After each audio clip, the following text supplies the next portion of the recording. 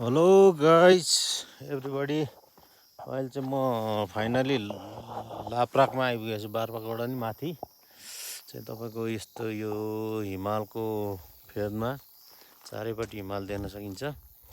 यस्तो छ बाटो। फाइनल्ली आइपुग्यो। यो चाहिँ हामी लाप्राकको नमुना बस्ती।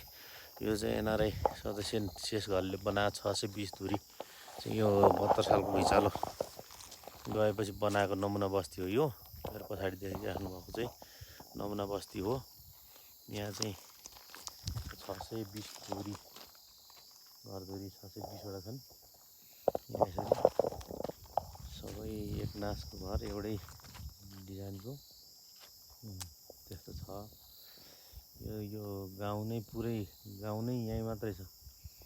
यो गाउँ नै पुरै बसेको ठाउँ हो। यो यस्तो छ। यस्तो रमणीय ठाउँ छ। यहाँ लालीगुराँस जङ्गलै पुरै लालीगुराँस। अझ लालीगुराँस फुल्ने बेलामा आउनुपर्ने यस्तो भ्यू हेर्नलाई।